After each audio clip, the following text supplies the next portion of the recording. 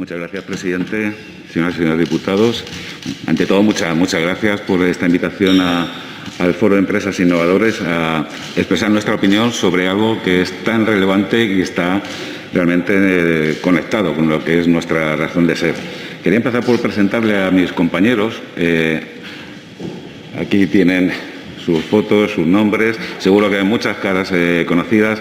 Estamos hablando de un grupo de personas comprometidas con la innovación, procedentes del mundo de la empresa, como en mi caso, la universidad y centros de investigación, centros tecnológicos, sindicatos, muchos compañeros con trayectoria en instituciones españolas y europeas conectadas con la I+D+I. Este foro atesora una experiencia acreditada y diversa en estos ámbitos y solo tiene un objetivo, que es situar a la ciencia, la tecnología y la innovación en el proyecto de nuestro país y desplegar esta visión. Por eso apoyamos este pacto con entusiasmo. Ha sido una reivindicación tradicional del FEI. En los años 2013 y 2014, de hecho, desarrollamos una ronda de conversaciones con los partidos políticos que culminó en una publicación, la I+D+I, en el debate político español, que tienen a su disposición. Constatamos entonces un consenso básico entre las fuerzas políticas que confiamos se pueda revalidar y confirmar ahora y hacerse finalmente ejecutivo para convertir a la ciencia y la innovación en una prioridad de las políticas de Estado. ¿Por qué creemos necesario este pacto? En primer lugar, para hacer patente ante la sociedad española que este es un asunto estratégico para todos, en el que nos jugamos nuestro estado de bienestar. Así lo creemos. En segundo lugar, para establecer compromisos firmes en asuntos centrales, que son los recogidos en el pacto: los recursos, el sistema, las personas. Entendemos que los destinatarios y beneficiarios del pacto no son solamente los agentes del Sistema Español de Ciencia, Tecnología e Innovación. Vemos los objetivos del pacto encajados en un proyecto más ambicioso, de transformación de nuestro tejido productivo y de consecución de los objetivos sociales de sostenibilidad. Un pacto para el conjunto de la ciudadanía. De hecho, en meses pasados vivíamos con una cierta inquietud la campaña, bien intencionada, pero a nuestro juicio podría resultar equívoca, del 2% para la ciencia. Como saben ustedes, ni es un 2% público, ni hablamos solo de la ciencia. Hablamos también de innovación, de la puesta en valor del conocimiento.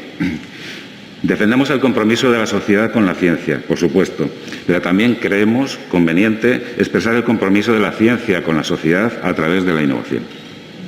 La sociedad española afronta el gran desafío de la sostenibilidad. Algunos retos son compartidos con el resto de la humanidad, como el cambio climático. Tenemos que contribuir a superarlos. Otros son más específicos de nuestro país y nadie va a resolverlos por nosotros. Si seguimos funcionando como hasta ahora, no está clara la sostenibilidad de nuestros ecosistemas, ni de nuestro sistema de pensiones, ni de nuestra sanidad pública, considerando simplemente la previsible evolución de nuestra demografía. Proponemos que, además de otras reformas, España considere la ciencia, la tecnología y la innovación una herramienta estratégica para superar estos desafíos. Nuevas soluciones, empresas más competitivas, servicios públicos más avanzados, mejores salarios en una economía más productiva. Entre otras consecuencias, la pandemia ha aflorado la necesidad de construir una economía más resiliente y de abordar nuestra estrategia en materia de soberanía tecnológica. Nos ha hecho reflexionar a todos sobre la necesidad de una ciencia que aporta soluciones y de una industria que las haga disponibles. Toda esta reflexión previa es para afirmar que el I+D+I no es una política de nicho, autocontenida, engarza con otras, como la política industrial, la Agenda 2030 o la educación y la formación profesional. Por eso, nuestro máximo interés por asegurar su utilidad y que se despliegue lo antes posible. Somos conscientes de que la necesaria concisión de un pacto no puede contener todos los elementos. No es lo que proponemos.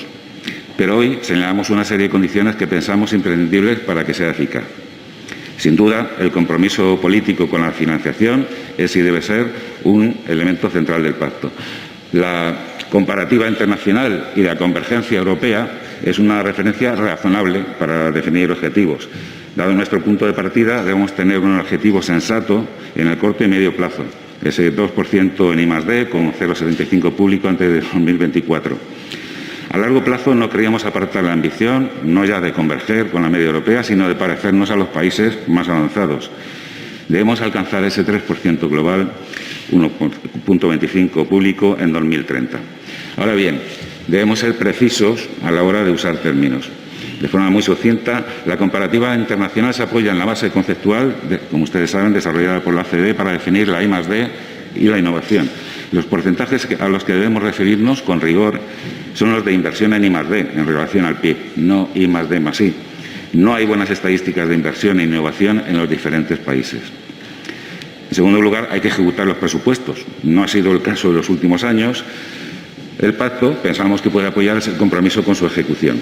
Esa no ejecución presupuestaria, fundamentalmente en el capítulo 8 de los presupuestos, revela la no idoneidad de determinados instrumentos, que deberían revisarse, así como los procesos asociados. ¿Mejoran la financiación? Sí, pero también en los mecanismos de programación e incluso en el aparato administrativo asociado a los proyectos.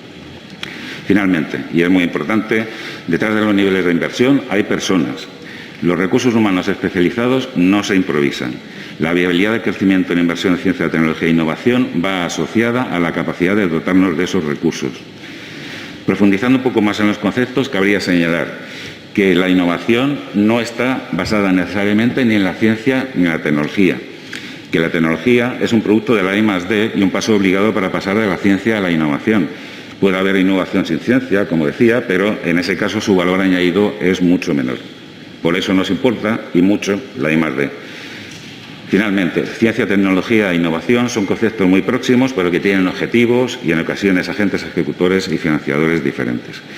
Por todo ello, para afrontar los objetivos de inversión en I+D, recomendamos desglosar a sus componentes pública y privada y aplicar a cada elemento la aproximación adecuada. Nos preocupa, en particular, que no se otorgue la relevancia adecuada a las medidas que permiten alcanzar el necesario objetivo de inversión privada. El Estado no puede comprometerse a un volumen determinado de inversión privada en I+D, que será el resultado de las decisiones de inversión de las empresas, y no puede ser de otra forma. Pero puede comprometerse a un objetivo, ya que tiene en su mano elementos facilitadores y de incentivos. Llegar a una inversión privada del 1,25% del I+D, del PIB, en 2024 es realmente retador, prácticamente doblando los niveles actuales. Sabemos algunas herramientas e incentivos que pueden impulsar la inversión empresarial. Predictibilidad, estabilidad de las políticas, seguridad jurídica, certidumbre y continuidad mediante programas dirigidos que permitan elaborar estrategias a largo plazo. Incentivos basados en subvenciones más que en créditos, explorando al máximo el marco comunitario. Instrumentos que permitan incentivos atractivos para el desarrollo de tecnologías en las etapas cercanas a la innovación, como los incentivos fiscales o la compra pública de innovación. La eliminación de barreras administrativas, aprovechar el papel tractor de las grandes empresas al tiempo que impulsamos instrumentos adecuados para la pyme. Impulso también al capital riesgo. No perdemos de vista la comparativa internacional. Hay una competencia entre países en materia de innovación. Debemos partir de un diagnóstico acertado de la I+D empresarial y reconocer algunos hechos básicos. En contra de lo que se suele decir, la raíz del déficit inversor privado no es que nuestras pymes inviertan poco en I+D. En una comparativa internacional es la contribución de las grandes empresas la más deficitaria en España. Reconozcamos la importancia de las multinacionales implementadas en el país. Finalmente, no podemos olvidar la composición sectorial de nuestro tejido productivo y su nivel de intensidad tecnológica. Tenemos pocas empresas que invierten en I+D y en innovación. Para acabar este apartado, este pacto ha de buscar diálogo y sinergia con el futuro pacto por la industria. Pactos que tienen que estar basados en un diálogo público-privado y social, tanto para definir objetivos y prioridades como en el aseguramiento de su desarrollo de operación. En la componente referida al sistema compartimos el compromiso que expresa el pacto con las agencias financiadoras de la I+D+I, combinando su dotación económica y autonomía con la conveniente coordinación entre ellas y el resto de actores de las administraciones general y autonómicas que en la práctica también financian estas actividades. Sugerimos un cambio en la institucionalización y gestión del sistema hacia una nueva gobernanza que tenga como objetivo principal la reforma y el refuerzo de las instituciones. Es crucial diseñar nuevas políticas de corte transversal en consonancia con los nuevos planteamientos de emisiones, grandes proyectos tractores, en la visión del Estado emprendedor. Finalmente, apuntamos la necesidad de estructurar y potenciar un sistema de información y evaluación riguroso y con una orientación distinta. Aprovechemos la revolución digital para tener un sistema de información que permita disponer con rigor y puntualidad de los datos necesarios tanto para la toma de decisiones en un entorno cambiante como para la evaluación posterior. El objetivo, por cierto, central de esta evaluación debe ser de eficiencia e impacto, no solo el control administrativo del gasto. En relación con la componente de recursos humanos del pacto, unas reflexiones en sintonía con los que se propone. Nuestros científicos se merecen algo mejor de lo que tienen. Estabilidad, predictibilidad, flexibilidad, incentivos, oportunidades para los jóvenes. Diseñemos un nuevo marco para la selección y promoción del personal cualificado. Facilitemos su movilidad, en particular entre comunidades autónomas. También queremos romper una lanza en favor de la ciencia y la empresa.